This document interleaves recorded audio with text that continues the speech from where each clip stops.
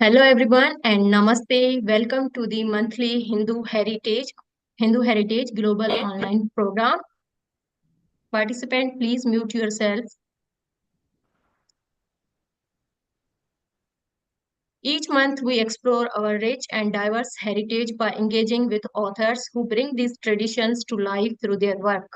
Today we are honored to have with us very special guest Pranshu Saxena ji. Pranshu Saxena's journey with the Mahabharata begins at an early age inspired by his grandfather's teachings and his grandmother's poetry.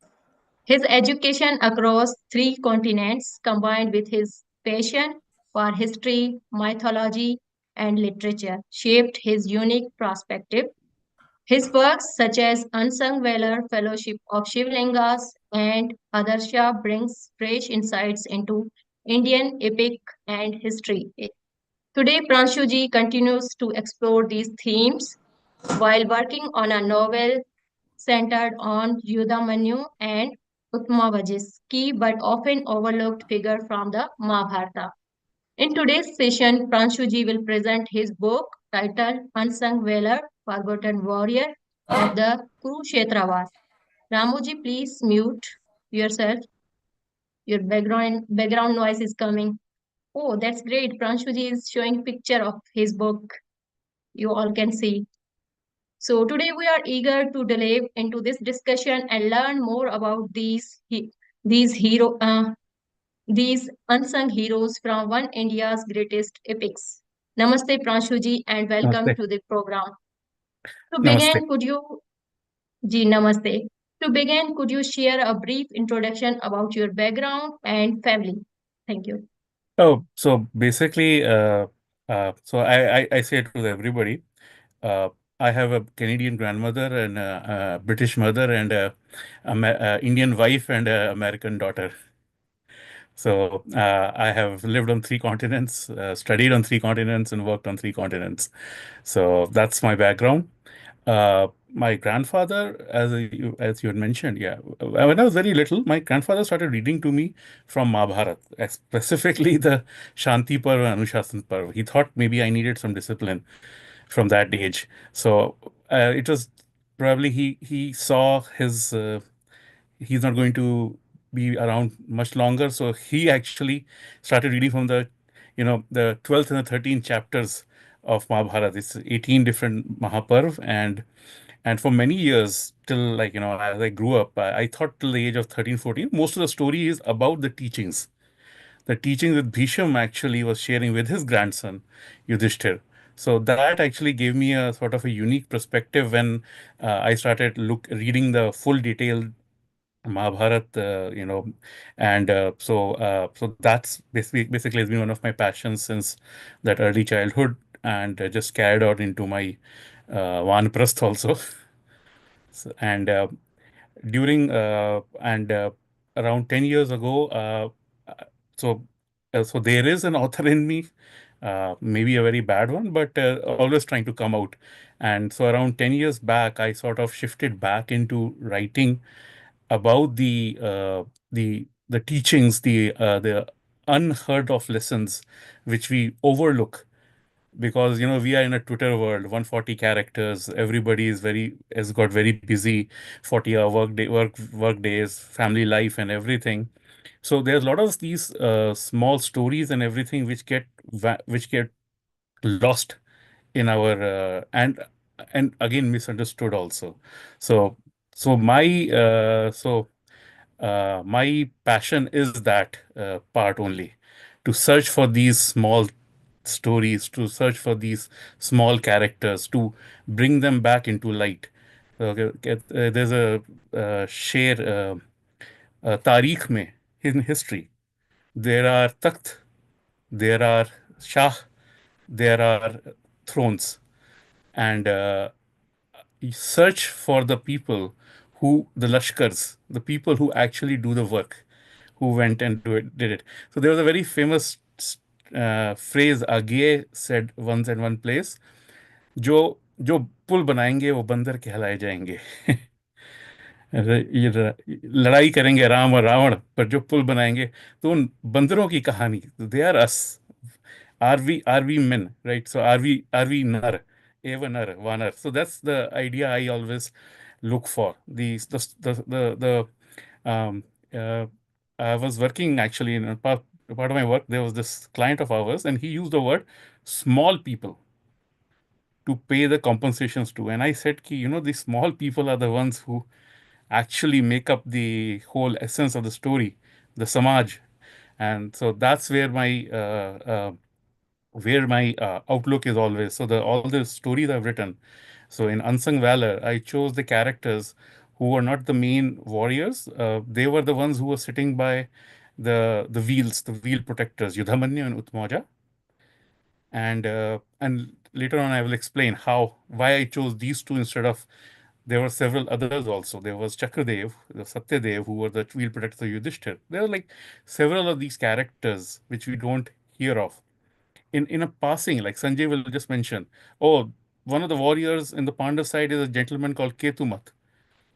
When there was a chap who was basically trying to hurt a woman, he chased him all the way to Grivraj and defeated him. So this is a character. This is a small character. One line Shlok Vyas tells us is this one warrior. He went and challenged Jarasandh in Jarasandh's own capital, like Bhim did later on, and managed to come out victorious. So these are the small, like, we overlook these characters, and that's where this unsung valor actually came out of. And the very one of the things that says, okay, I always have this story from the childhood, from the class sixth. People may have heard this story. Ishwar yata karoti, shobnam karoti. So whatever God does, there is something, good behind it. There's always a silver lining. Always like try and find that silver lining. And there are good things, there are bad things, though these things happen. Try always to look at what the silver lining is. And there was this huge catastrophe across the world, COVID. And that brought us back, everybody into the house, stuck in these places. And that's where Sai Sarupa ji, she's a very famous authoress, and she has written books like Draupadi and lot of other our Puranic and epic itihasa women, Vispasha, Rukmini, especially Rukmini, and others. So she actually had been collating a series of battles which everybody fought. So more than 440 battles are described in Mahabharata, and 216 of them, around 216, 220, Sai Sarupa will be very angry if I don't get the correct number, but around that number had a clear winner and a clear loser. 50 of them were won by the Kauravas, 160 plus were won by the Pandavas. But of those 220 battles, over 440 overall battles, 110 battles were not between any of the main characters. They won't be cast. B.R. Chopra never cast those characters. The Star Plus Mahabharata didn't cast those characters. I did see one southern variation coming around the same time as Star Plus Mahabharata had a couple of those characters cast, which participated in 25% of the battles. 55 of the victories won by the either side were by these minor characters, and so her idea was that we basically all should go out and write stories using these smaller characters. And uh, Vyas was avatar of Vishnu. Vyas is great brain and everything. But Vyas also needed five disciples, right? Vashampayan, Pal, Sumantu, and Jamini, Asaddeval, right? So he handed out to 10 of us authors to write the stories. They say that basically the power always increases when you work together in collaboration. The team always wins. We survived as a defeat when we lost the political power in large parts of our motherland. We survived as a religion, as a culture, because we were united somehow, somewhere. There were these the thin threads of Rakhi were there across the uh, civilization. And so that's where we came together and wrote this story. And as you can see in the story, there's a story on Prativindya, the eldest son of Draupadi, who is oft overlooked. There's two stories on Ghatotkaч, one by Shiv Kumar. Then there's a story on Iravan, the first son, the oldest Pandav son, the first one to die also, by Bharti ji. And then there is, of course, Ghatotkach by Deepak MR. And then, and you can see Ghatotkach is famous because the two of us actually wrote on Ghatotkach in this anthology. And then there is, of course, Amrita Talukdar wrote the one on Prativindya. I'm just trying to remember. And Ranjit Radhakrishnan wrote a fantastic one on Shakuni.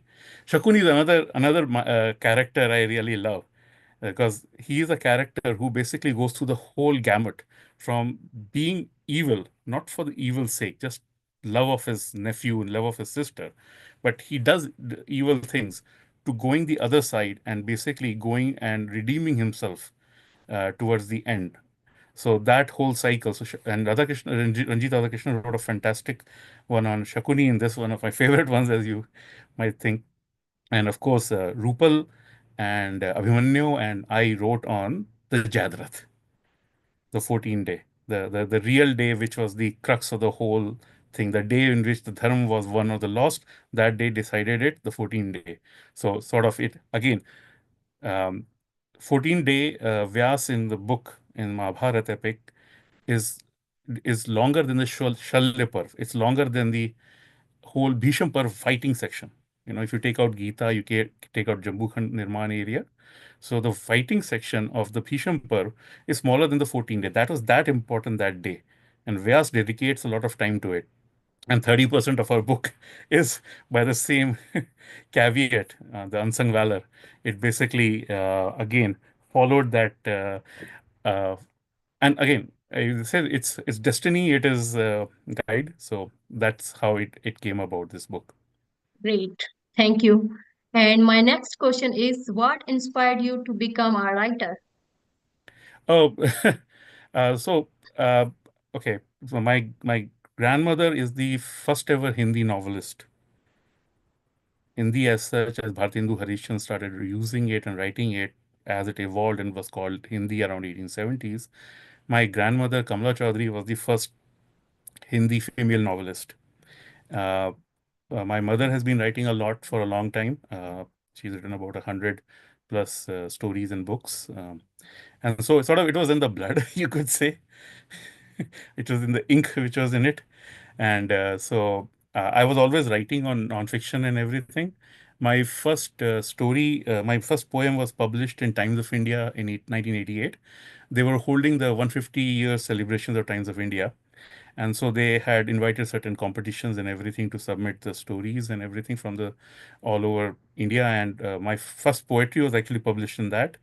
And Dr. Girilal Jain was the editor. And it's you see how the dunya goal hai. This is a very small world, like it's like us, everybody's linked. 40 years later, not 40 years later, sorry, 32 years later, um, Dr. Minakshi Jain, Dr. Girilal Jain's daughter, she wrote a very good book on the flight of deities, about the struggles of various people across the 1700 years when our temples were being destroyed and everything, and how they protected it. So he wrote a very book called The Flight of Deities, and it is a very nice, fantastic piece of historical research over 900 pages. And as I said, it's a Twitter world. Nobody reads. Very few people would have read it outside her own circle, and to how to make it more amenable and palatable for the 13-year-olds who have got TV and video and everything. When I was okay, I don't want to say I'm very old, but when I was born, there was no Doordarshan. I remember the first Doordarshan show which came. And I remember the first main live Doordarshan event which came, which was Faruquddin Ali Ahmed's death rituals. So that far back, there's been like seven, eight presidents since then. So so that so that era, you had a lot of time to read books. You can do that. So we decided to write a series of short stories showing events, highlighting events from Dr. Meenakshi Jain's book, and it's called The Flight of Deities, we called it, Saga or Desecration. And so I wrote a fiction book on that. So that basically story in that. So that was the sort of the next one. And that's why the Fellowship of Shivalingas, as I mentioned it. So that's how I became an author. I basically uh, wanted to vent like everybody else. Fortunately, not 99% of people don't get that opportunity. I got those opportunities, and so here I am. Great, interesting. Thank you. And my third question is, why did you choose to focus on lesser known warriors of the Mahabharata for this anthology?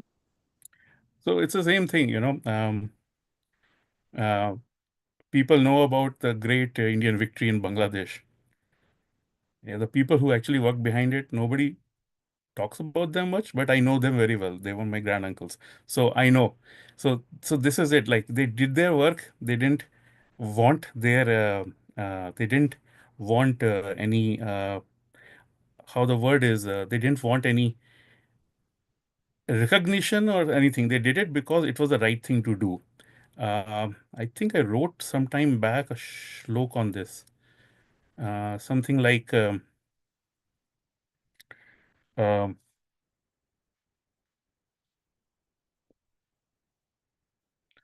uh,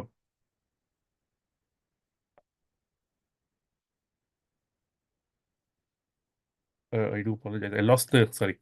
Did I lose the screen? Okay. It's okay, you can tell later. Yeah. So it Okay, was no it problem. it was more of a story that, as I said, चलते रहे रात भर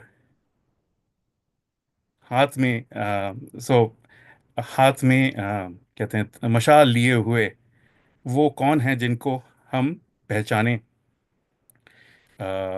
हमारे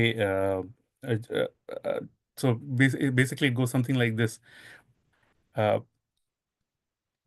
we are in a process. We are in this Amrit Kal, literally, True. of our civilization, where we are actually getting the benefit of our population size. We are getting the benefit of our understanding teachings over the hundreds of years and thousands of years.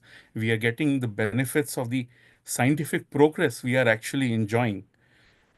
We, our Siddhant and everything were there set like thousands of years back. Now we have the engineering available to put those into effect. So this Amrit Kal is all based on all these small things. So in that era of darkness, वो कौन थे जो रात भर मशाल छी हाथ में मशाल लिए हुए, तो उनकी हम बातें करें. That's one of the reasons why I go for these characters. That there could have been no, couldn't have been no sunrise without the light from these people. So that's why the focus is always on these smaller characters. They are not the kings, they are not the rulers, they don't go in the history books that much. They don't have statues in the mandir, they don't have shlokas. Some have, but so that's where basically the idea is. It seems that you are also a poetry lover Well, or poet, I we can tried. say. I tried somehow because my grandmother was a Yeah, very Urdu good poet poetry. and my mother was, and Great. I tried to. And I said my first one was a poem, but that poem was also actually written originally, which I Mm-hmm. sort of rewrote. Was my mother's older brother, Barku Mama, and Mm-hmm. he was 7 when he died in the prison in 1940s. So so there was always the pressure is there that okay, express it in that, and poetry is one of the best ways you can actually express something without needing too many words about it. True. Unfortunately, I am was born when the thesaurus was already there, so I do not actually stinge on the words. So that's why I'm not a very good poet. I'm not a very good poet at all. But that sort of guides me when I write. That how to see if I can bring some sort of lyricism to the writing. It's not always there, and I struggle because of that. So. But and again, the poets are the ones who basically are able to tell you these things without really shining. So, if you think about over the last 700, 1,000 years, 1,500 years, the most famous authors are all poets. Yeah, true. Thank you. And my next question is, which of these warriors are your personal favorites? Sorry. So, so there was actually so there is actually a very good friend of mine, Pawan Kalyan. Uh, he also goes by a name Deepak. So he wrote on on Bhagdat, and Bhagdat is one of the favorite characters because uh, other than Bhagdat there would be a Pandya king, Pandya Raj. So there was always these two characters who were from the east and the south of India, who were not from the main group of kingdoms on which the Kurukshetra War basically.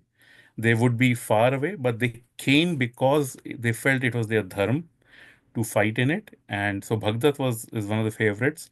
Also Shakuni. Shakuni is a very interesting character. He's not a warrior, but and Ranjit Radhakrishnan actually wrote a fantastic, this story, which inspired me to write actually in Adrasya. This is a anthology curated by Aditi Banerjee.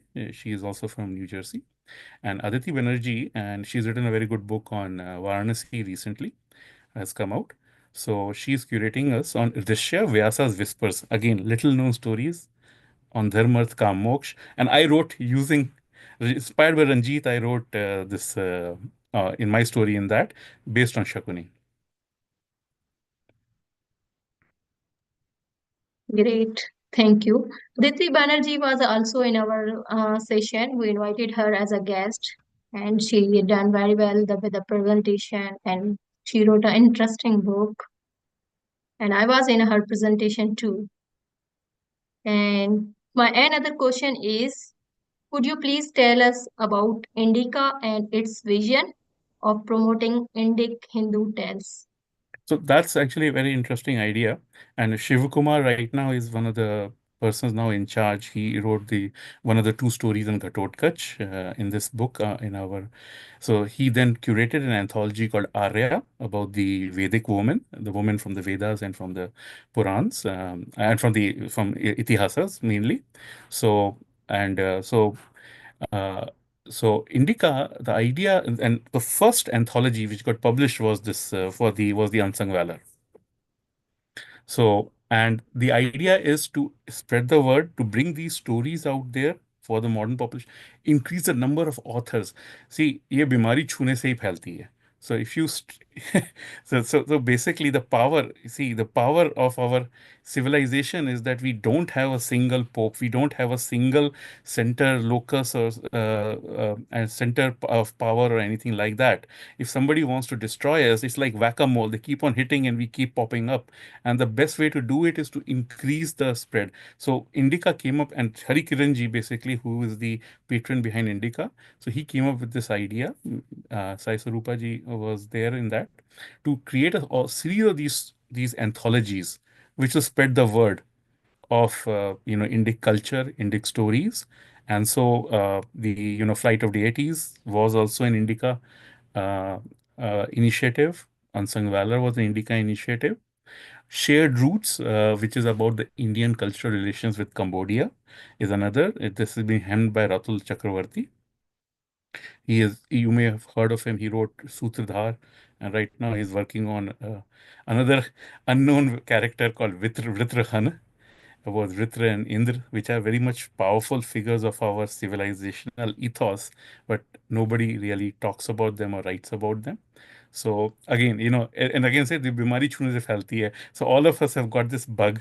We write about these lesser known characters and everything. Not only lesser known, I mean higher ones also. Ranjit, after this book, sorry, I do apologize. My Ranjit actually wrote a very good book on Parshuram, Ranjit Radhakrishnan. So, and it's a fantastic book on that. So, again, you see, that was the Indica initiative. They just created a series of like 50 or more authors to spread the word around, right? And that's how basically, the Vanar Sena is getting created to carry the word around, to throw to create these stones with Ram on it. So think of these stories as like, the Rama Pathar, Rama Setu. Patthar, and then the Ramshila. Ramshila was the word I remember. It came out. So that's basically an idea behind it. Thank you. Another question for you is, why do you believe these Lesser known stories need to be reintroduced to Indian audience today. So again, the same idea, like how the Indica came up with this character, these stories. So when 10 or 15 other people are looking at a same concept, same idea, for example, on stories in Kashmir or stories on Flight of Deity, like Meenakshi Jain's book, we look at it from 15 different perspectives, 15 different ways we grew up through our own experiences. So we bring out different aspects to it. So I'll give you an example. Some years back, I was doing this play, small place, teach so at Vidyalaya. So there is a Vidyalaya here at Persipani. On Sundays, we teach about Hindi, Gujarati, and Telugu as languages for the kids, for the children of American Indians here, and across through the web also now because of this thanks to Mr. COVID. So there was an and cultural classes. So I actually try to corrupt the young Indian American youth by the ideas from Indian tales. So smaller tales actually come through much faster. They are much more easier to absorb. They are part of the part and parcel of the stories. So why these small? I'll give you a very good example. Today is Vijayadashmi. Today is Dashera, right? So if you look at the four big tales about it, right? The four big stories about the Shera. So everybody knows Durga and Mahishasur. Everybody knows about Ram and Ravan. Ram defeated Ravan. There are other stories about it. Today was the day when Raghu was to set out to conquer Kuber, to bring money to give to. He had given all his wealth away. Raghav's, Ram's own ancestor. Raghu, Dilip, Aj. I'm missing somebody in between. Raghu, Dilip, Aj, Dashrath, yeah, and Ram, right? So Raghu had given everything. He was going to sannyas. He was going away. And then, Kots came in and Kots said, I need to establish a university. I need to give a Guru Dakshina. I want 14 crore mudra. Raghu said, sorry, out of it. So he decided he will go and conquer, take the money from Kuber. He didn't go and conquer it from anybody else. See, this is a small story he's telling you. He didn't go to his neighbor. He say is the chief of say India at that time, Bharat at that time. He didn't go to the next neighboring kingdom and say steal from them. Their people, their king is also administering their own population. They have their own taxation and where how the government is spending that money. They may not have the extra. The story is there in Agastya also. Agastya goes to three different kings before this gentleman before he finally finds Ilval and Vatapi, right? So the same story is Raghu. So Kuber decides, I'm going to give the money, and Kuber gives the money. So this is the third story. Then the fourth story, is the biggest thing because if you have been part of Bangalore and you've been in the Bangalore, they have this huge Dasara celebrations. In ancient times during the Vijayanagar Empire, they used to have this great Dashera festival, in which the king always on the day of the Dashera would go and worship Ayodhya Puja at the Shami tree in the northeast corner of the city. And that is the story where Arjun, dressed as Brannala, took Uttar when the Kauravas attacked and was stealing the cows, the wealth of the kingdom away. And that's when. So you see, there are these four stories now come in. Now, if I got four writers writing on this, all of a sudden I saw that in those like kids who were going to tell the story, I saw the story. Raghu is talking about a bloodless fight. He's sannyas ashram, moksha. He's going for the moksha. He's creating a university as a legacy. Arjun is going after the protecting the earth. Ram is protecting Kama, his wife, Grihastashram. Arjun is Vanaprasth. He goes to the forest to worship in a tree. And Kanya, Brahmacharini, Durga, kills Mahishasur. So you have all the four ashrams also in these four stories. And so this is Brahma telling us a story, writing a story at the back end of it. Brahma was born as Valmiki, right? Brahma is so all of a sudden we are seeing a whole lot of it. Like these four stories are not only telling the story of Vijayadashmi, they're telling the story of Grastashram. They're telling the story of Dharma, Earth, Kam, and Moksha. And so this is where the small stories, these anthologies, they give us a much bigger insight into what, and these small things then make up this whole thing, right? These four stories, disparate, are everyday stories, which everybody knows. But when you put them together, you also get the higher concepts, which are the building blocks of our culture, of our civilization. So that's why I like these small stories, because they add like small gears to that thing which makes us stick. So sorry the delay. Amazing. Thank you. We have so many questions. So just few are remaining. Another question from you is, how do you maintain the authenticity of these ancient tales while giving an author's creative touch to the characters? Right. So one thing is very important part of Indian civilization is we don't say ki, this is the right way to do it. The most, if anybody you ask from outside India or outside Hinduism, they might say our book is Gita, Bhagavad Gita. Bhagavad Gita is a guy who is asking his Sala, his wife's brother. He's asking questions. And he is not satisfied till he asks 18 chapters of those questions. So we have to ask those questions all the time. And so that is the thing. So that's why we have that flexibility. We have that freedom to enjoy to have our own imagination, put the perspective. The story of the unsung warriors, there's not much information. I said Ketumat, one line here. Another chap also one line here. Yutsu, one line here, there, couple of places. These characters don't have much information we know of, which has been preserved over the generations, but so the authors can use their. But again, when we are saying, okay, I'm going to write a story or an anthology, I'm going to make a TV serial on Mahabharata, I'm renting a room in the building, the huge edifice which Vyas has created. Vyas created Prashtantrayi. He created Vedas. I mean, he edited the Vedas, which we use. He created the Brahma Sutras. He created Mahabharata. He is literally the closest I would come to say if we had a prophet in our religion, Vyas is the person who stands in that place. It's his house. And so it comes to us, behooves us that when we actually use that going to write a book on Mahabharata, I'm going to write a book on Purans or something, I keep to the essence, the lessons which Vyas basically talks about, and that's where actually I have a lot of beef about a lot of authors. They basically write up their own stories, but they use the names of the characters because the name sells. You see, the name recognition value sells, and that is not. That's why I felt is not right. And so I use the Bori edition.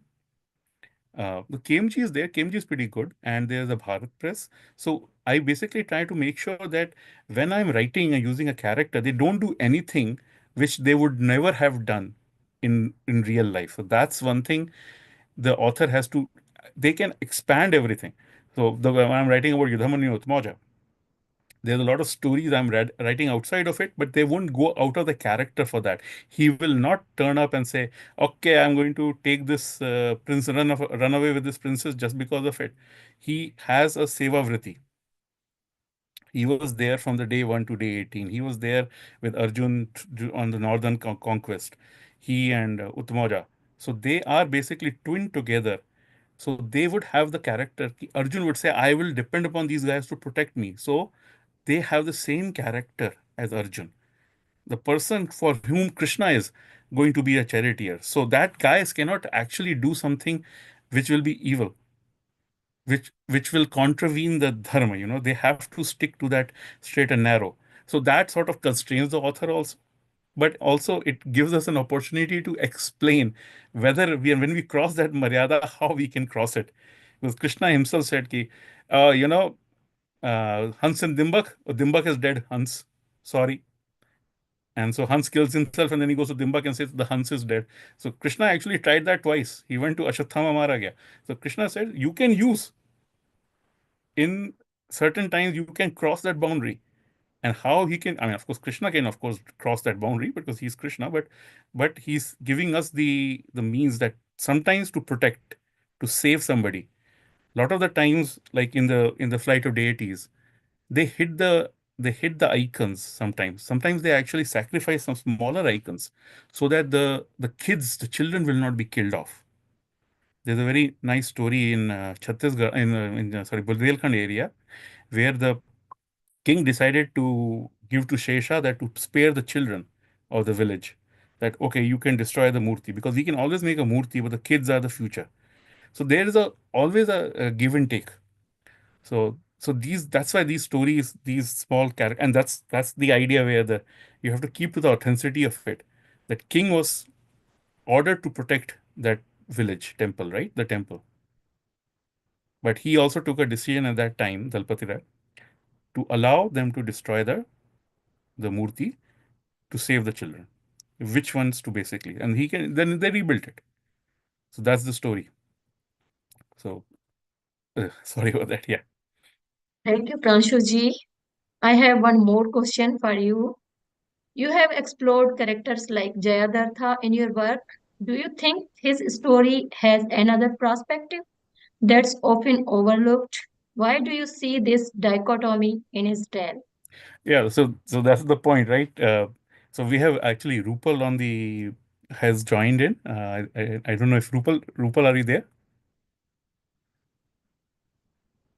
So Rupal wrote the story from the perspective of Hi, Jayadratha. I'm there. Can you hear me? Yes. So in the book, Rupal wrote from the perspective of Jayadratha. Hi, Rupal, do you want to say a couple of words about it?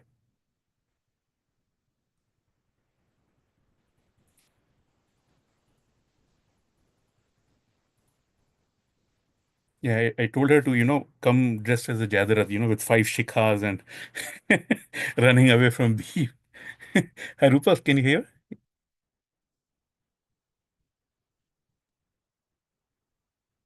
Yeah, can you hear me? Yes, we can hear you. Yes. Yeah, thank you. So, the point of writing on Jayadratha was that, the same thing that Pranshuji had said just now, that creative liberty with our Puranic and Aitihasic characters needs to be handled very, very carefully. Like, in the name of creative liberty, what we do, not we, but most of the authors, what they do is when they're writing from the perspective of a villain from a Puranic tale, what they do is because they're writing from the perspective of that guy. So while writing the story, their own ego takes over because when they're writing, like, I am doing this, I am doing this, and I cannot be wrong, I have to be right. So they start justifying all the actions that the villain actually did, or they try to do away with them altogether, or they try to put the other characters down in order to make it look like this guy was totally justified in whatever he did, which is very wrong because these are called itihasa for a reason. As it happened, Valmiki and Vyas both have been very, very um, like in your face about what happened.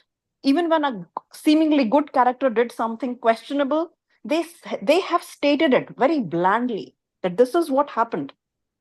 So it does not leave a lot of room for this kind of an interpretation where a bad character, whom Valmiki and Vyas both have shown and said is bad, to be shown as good.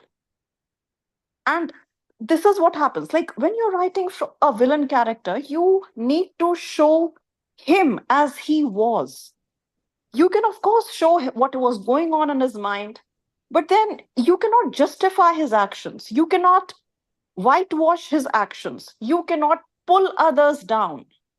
Like if Dushasan did what he did with Draupadi, you cannot say that it was actually Draupadi who went around slapping Dushasan whenever she saw him, which is why he did that, which is not true at all, which is what has been happening for actually many hundreds of years now. It's not new.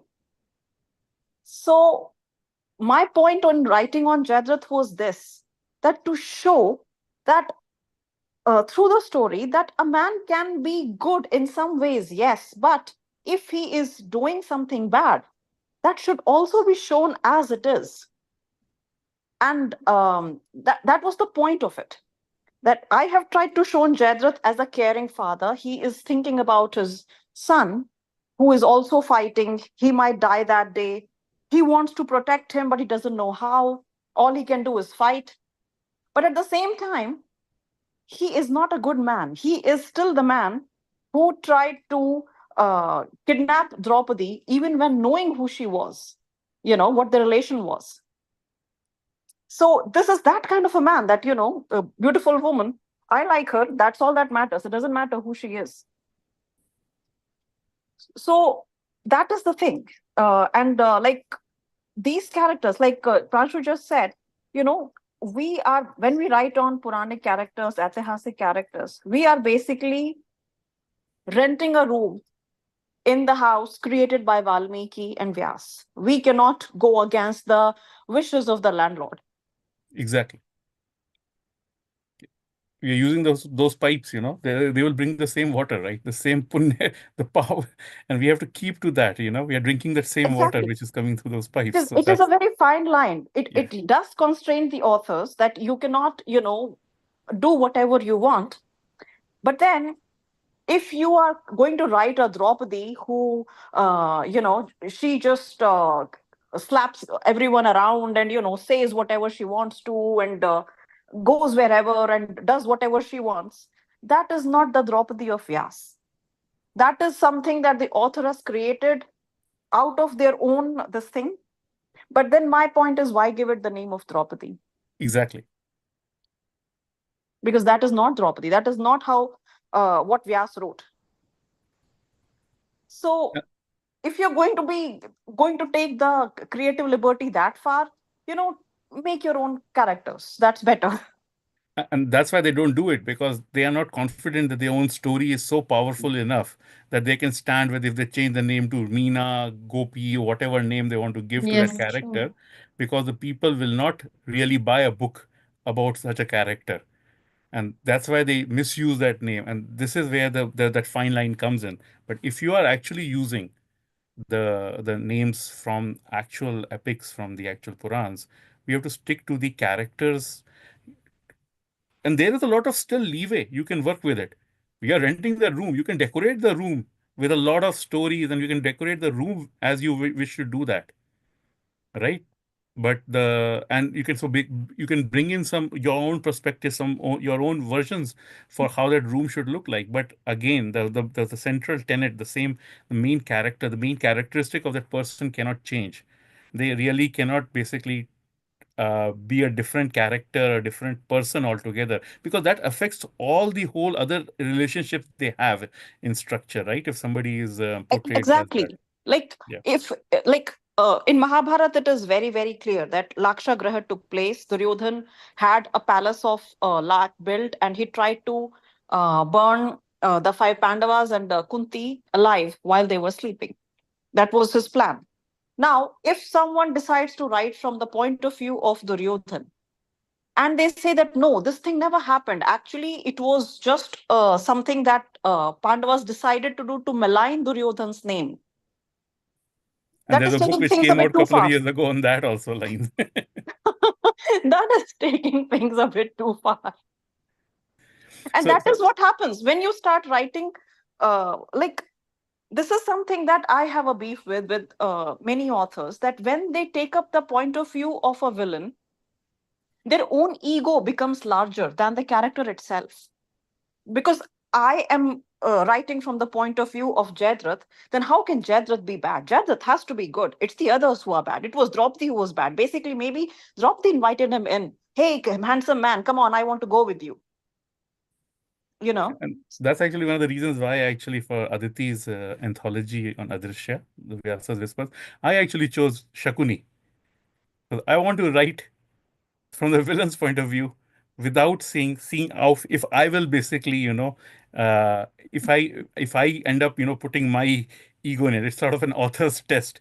And I think I liked how I wrote that one up without, uh, and the story is about the character basically changing his spots, because as he may be the big villain of the TV serials. Shokuni actually does repent Oh, uh, yes, of course. in the Mahabharata, which is another powerful story of the Indian culture, that we allow the redemption of everybody. Of So course. people And can forget their way, this is but घर का this भूला is रात why को आ जाए, लोग पूछेंगे before कहाँ था दिन भर, but Yeah, this is why Ram gave Ravan so many opportunities to repent. Like people are like, if he loved Sita, why didn't he just go and kill him straight up? No, it was this redemption thing, the chance of redemption, which is what made Krishna go to the Kaurav Sabha before the war. That just give us 5 villages. the same thing So with yeah, Ramayana. Ravan had 77, like they say, 77 days the Rakshas Senapati fought.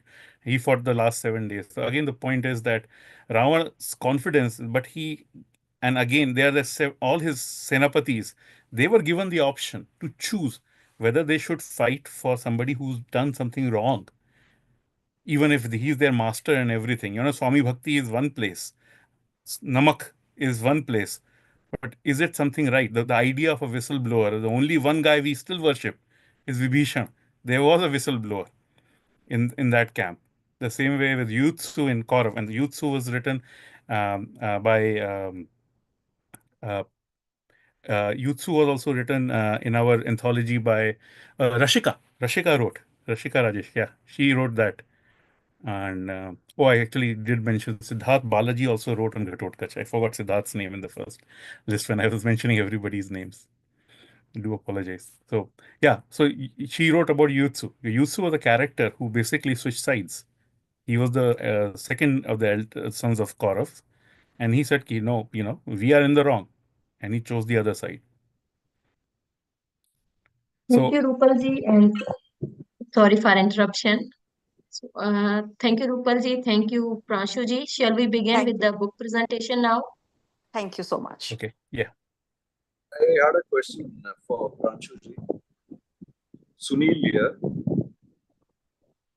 Yeah, very interesting. You mentioned the point of view of Shakuni. So I'd be interested, as in there are multiple accounts of Shakuni also. So while taking a fictional perspective, what kind of personality have you imbued Shakuni with?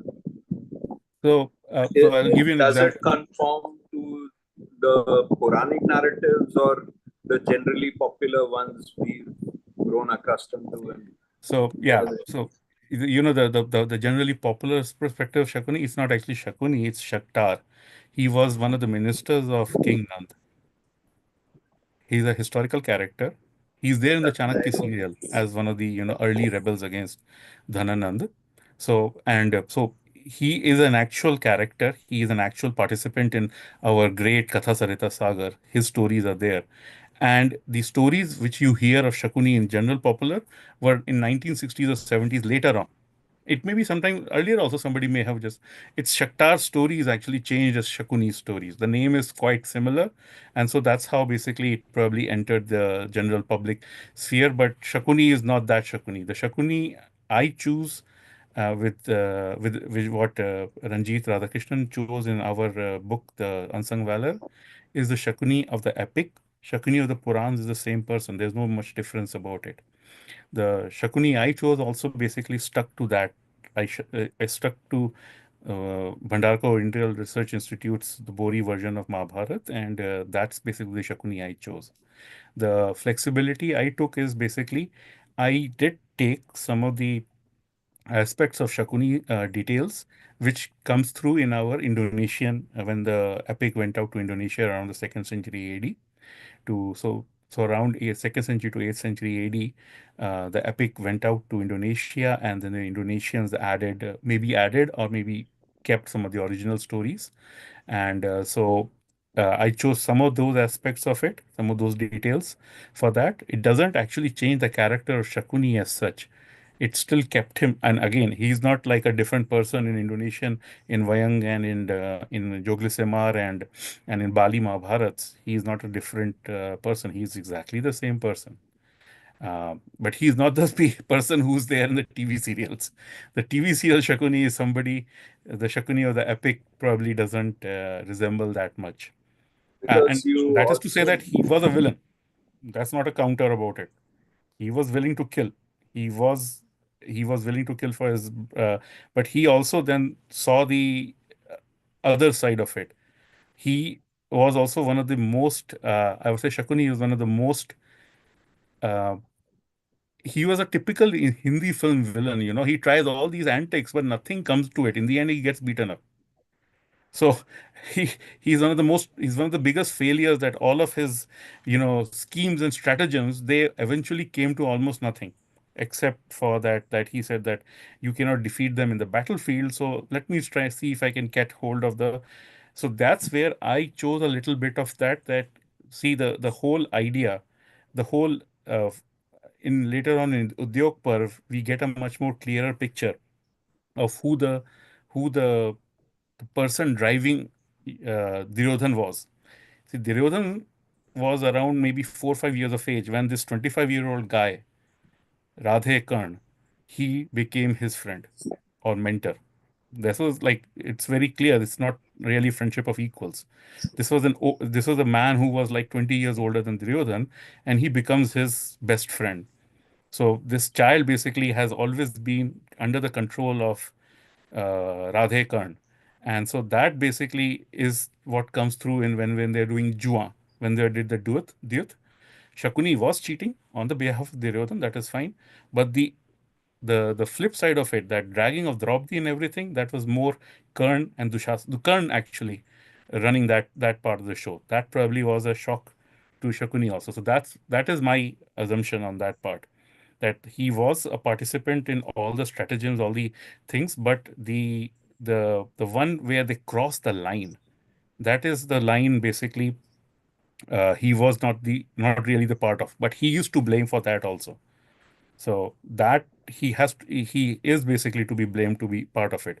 It is guilt by, not only guilt by association, is guilt by complacency, guilt by when this was happening, he didn't try to stop it also. So that is where basically, the guilt comes out. So when I try to write Shakuni, I kept that guilt part in. I kept that part in, that he didn't speak that day. He didn't stop that day. He enabled it, but he didn't try to control the extent of the horror which they unleashed. Thank you. So, corollary to that is even the presence of Krishna is disputed across narratives. And you also mentioned Ranjit Radhakrishnan's Parshurama. So, Parshurama account also differs. Say, one place he's supposed to be an incarnation of Dattatreya. Uh, No, Kahin, he's not. So Dattatreya is an incarnation of Vishnu. So they are all yeah, incarnations of Vishnu. as in Dattatreya is also in some accounts he's supposed to be incarnation of the Trimurti. What I'm trying to say is across Puranas narratives differ, and the But lady essence before, remains the same. The yeah, essence the remains the lady same. before said people take creative liberty, and she raised a very valid point that it should be within dharmic constraints. So all I'm asking you as a creative individual, when these accounts differ in say in across text to some extent, so taking creative liberty, how do you work that in so that it is entertaining also, but it remains within dharmic whatever constraints.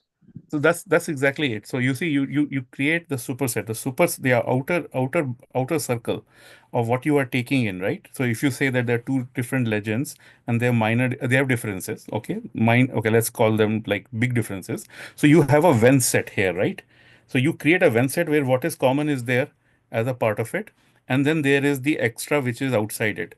Now we know that, say, one legend is coming from, say, Vayu Purana. Vayu Purana is one of the older ones, one of the bigger ones, one of the more uh, generically accepted correct ones, right?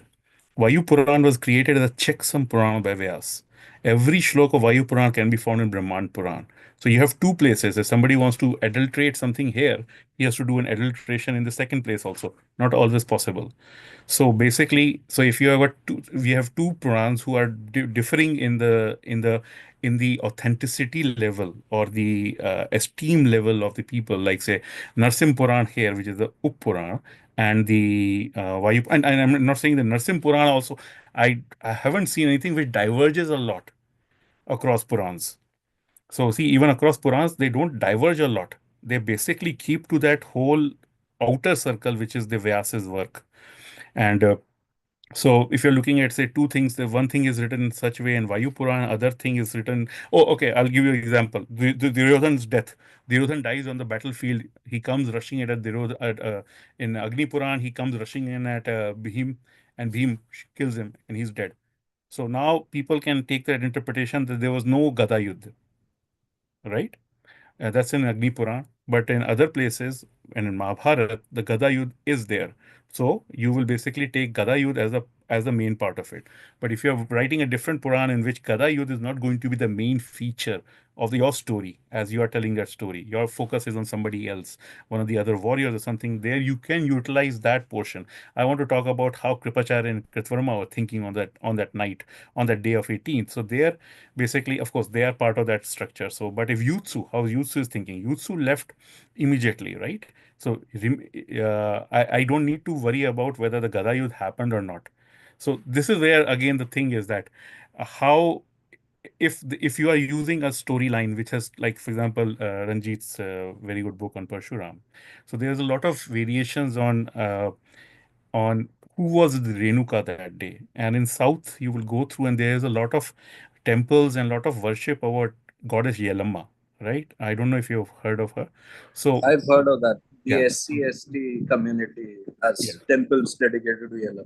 So goddess Yellamma was there with Renuka and she tried to protect Renuka. And this is a very nice, again, the essence is still there. Parshuram is under the uh, under his father's uh, m- order to do something, and so he is basically focused on his aim. And so the story is that he hurts both, I mean Yelamma and Renuka, and then he asks both to be come to life. So here there is a difference in how Purans are telling it. There's no Yelamma there, but in the people's own Purans, you could say Jana Puran, in the people's own Sthal Purans, Yelamma is there. And so there you can use them and you can bring them in because the whole essence is still there. The whole idea of Parshuram doing something under father's order, knowing very well his father can revive everyone, right? So he does that, and knowing that he has a way out. I'll give you another example. There's a gentleman called Chirakari. I don't know if you've heard of him. The oldest son of, or third son of Ahilya. Gautam asks Chirakari to, in some fit of anger, to kill his mother. And Chirakari sits there and says, Follow father, okay, that is the good thing, but then I'm killing my mother, which is a bad thing. If I disagree with my father, that's a bad thing. And but my mother will be saved, which is a good thing. So he came around and he started discussing and everything. And by the time the time elapsed away again while he was doing that analysis. That's why I say ना committee बिठा दी. वो लोकसभा में bill पहुंच गया and उन्होंने committee बिठा दी. Chirakari was that committee sitting there, and Gautam, his anger is dissipated. He comes back. Comes running back. And Chirakari says, Sorry, dad, I couldn't make up my mind what to do. And Gautam says, You will be an immortal. You will live forever because you have the right method of analyzing everything before you actually do that. So now that story, and then you bring that Parshuram story, and I'm writing a story on both of these. They are literally cousins. I think they're not that far apart because, and they are probably related. So if I'm telling a story of these two brothers or two cousins studying, going to the same school, same teachers, and one coming back and his father saying kill the mother, and he actions in, there's a very nice way we can tell this both story also from both perspectives. And it will be all part of that whole structure where one knows his father is powerful enough to revive, to undo whatever he does, knowing his father will be happy later on and will give the wish. And the other person is waiting. My father is angry right now. He'll come back. He'll be okay. So you see, so and this is where we have a lot of leeway where we can actually structure these tales and everything. But again, as I said, the outer line still is there. There is still a maryada. There's still this boundary. I hope that answered your question. Sorry for Thank you, interruption. So Pranshuji. I am a fellow author with Pranshuji in one of the anthologies, so I took the liberty. Sorry, Miss Host. Okay, thank you. Yes, sir, Sunil. I know.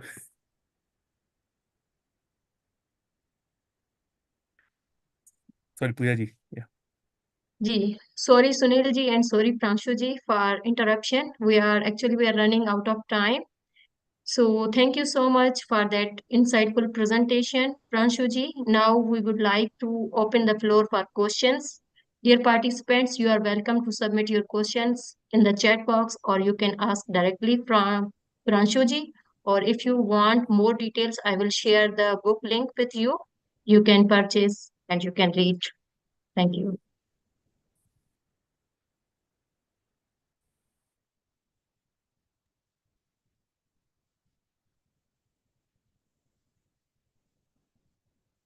Anybody have any questions? You may ask now. I am sharing the link.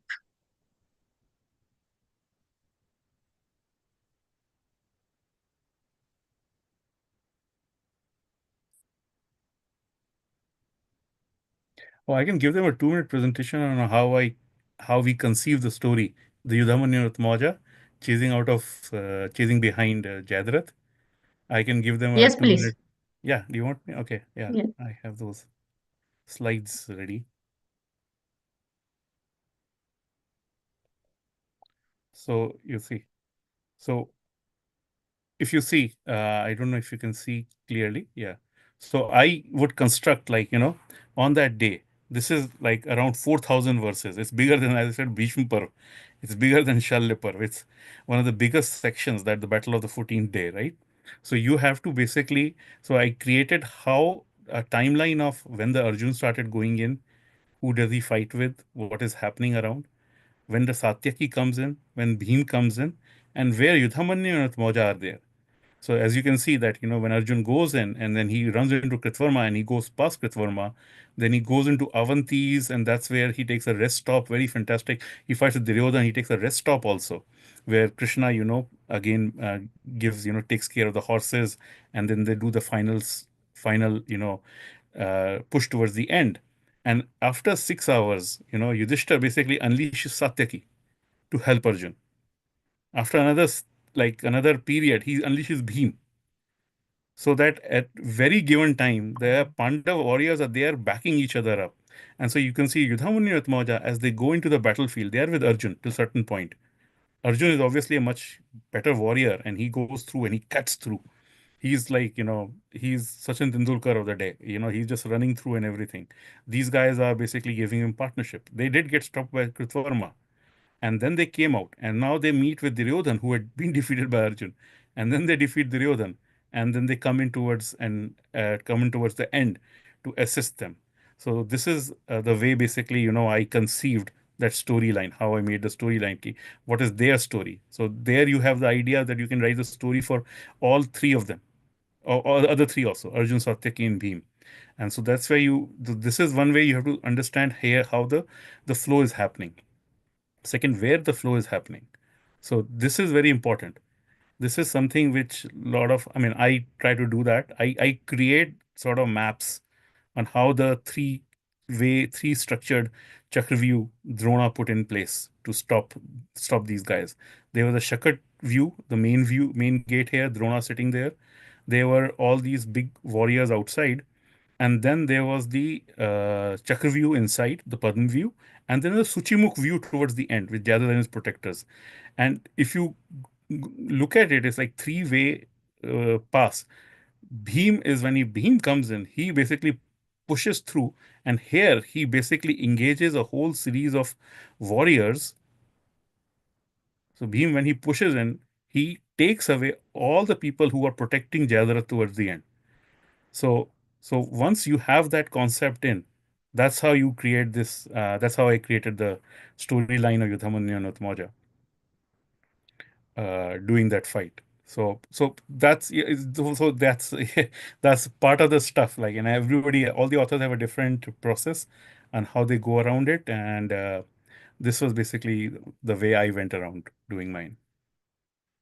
To see it in pictures first that way, and then and put it on the paper.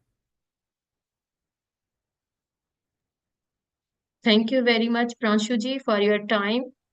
Pranshuji, would you like to share any final thoughts with our audience? Oh, yeah. I would.